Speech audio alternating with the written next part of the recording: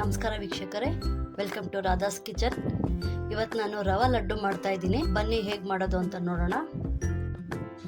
ನೋಡಿ, ನಾನು ಅದಕ್ಕೆ 1 ಗ್ಲಾಸ್ ಆಗೋಷ್ಟು, ನೋಡಿ ನಾನು ಈ ಗ್ಲಾಸಲ್ಲಿ 1 ಗ್ಲಾಸ್ ಚಿರೋಟಿ ರವೆ ತಗೊಂಡಿದ್ದೀನಿ. ನೋಡಿ 1 ಬಟ್ಲು ಆಗೋಷ್ಟು ಕೋಕೋನಟ್ ಪೌಡರು.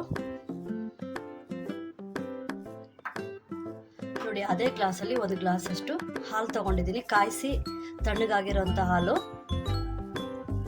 ನೋಡಿ ಇವಾಗ ನಾನು ಅದನ್ನ ರವೆ ಮತ್ತು ಹಾಲು, ಕೋಕೋನಟ್ ಪೌಡ್ರು ಎಲ್ಲನೂ ಅರ್ಧ ಗಂಟೆ ಮುಂಚೆ ನೆನೆಸಿ ಇಟ್ಕೊಂಡಿದ್ದೀನಿ. ತೋರ್ಸೋಕ್ಕೋಸ್ಕರ ನಾನು ಎಲ್ಲ ಕಲಸಿ ಇಟ್ಕೊಂಡಿದ್ದೀನಿ. ಬನ್ನಿ ಇವಾಗ ಹೇಗೆ ಮಾಡೋದು ಅಂತ ನೋಡೋಣ. ಮೊದಲಿಗೆ ಸ್ಟವ್ ಹಚ್ಕೊಳ್ಳೋಣ.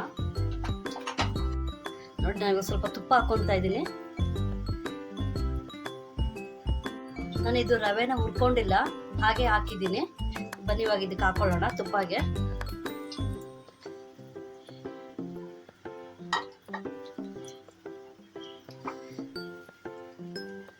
ನೋಡಿ ರವೆ ಎಲ್ಲ ಚೆನ್ನಾಗಿ ಫ್ರೈ ಆಗಿದೆ. ನಾವೆಲ್ಲ ರವೆ ಉಂಡೆ ಮಾಡೋದು ನೋಡಿದ್ದೀವಿ. ಇದು ರವೆ ಲಡ್ಡು ಅಂತ ರವೆ ಉರಿಯೋಂಗೆ ಇಲ್ಲ. ಒಂದು ಅರ್ಧ ಗಂಟೆ ನೆನೆಸಿಟ್ಬಿಟ್ರೆ ಬೇಗ ಆಗೋಗುತ್ತೆ. ಆದರೆ ಇದು ಸ್ವಲ್ಪ ಸಿಮ್ಮಲ್ಲಿ ಇಟ್ಕೊಂಡು ಮಾಡಬೇಕು, ಇಲ್ಲಾಂದರೆ ತಳ ಎಲ್ಲ ಸೀದೋಗುತ್ತೆ. ಇವಾಗ ರವೆ ಫ್ರೈ ಆಗಿದೆ. ನಾನು ಸಕ್ಕರೆ ಪುಡಿ ಹಾಕ್ತಾ ಇದ್ದೀನಿ. ಸಕ್ಕರೆ ಪೌಡ್ರ್ ಮಾಡಿಕೊಂಡೇ ಹಾಕ್ಕೊಳ್ಳಿ. ನಿಮಗೆ ಸ್ವೀಟ್ ಎಷ್ಟು ಬೇಕೋ ಅಷ್ಟು ನೋಡ್ಕೊಂಡು ಹಾಕ್ಕೊಳ್ಳಿ. ನೋಡಿ ಇದು ಸಕ್ಕರೆ ಮತ್ತು ಏಲಕ್ಕಿ ಹಾಕಿ ಪೌಡ್ರ್ ಮಾಡ್ಕೊಂಡಿದ್ದೀನಿ. ನೋಡಿ ನಾನು ತುಪ್ಪದಲ್ಲಿ ದ್ರಾಕ್ಷಿ, ಗೋಡಂಬಿ ಎಲ್ಲ ಫ್ರೈ ಮಾಡ್ಕೊಂಡಿದ್ದೀನಿ. ಇವಾಗ ಇದಕ್ಕೆ ಹಾಕೊಂಡು ಮಿಕ್ಸ್ ಮಾಡ್ಕೊಳ್ಳೋಣ.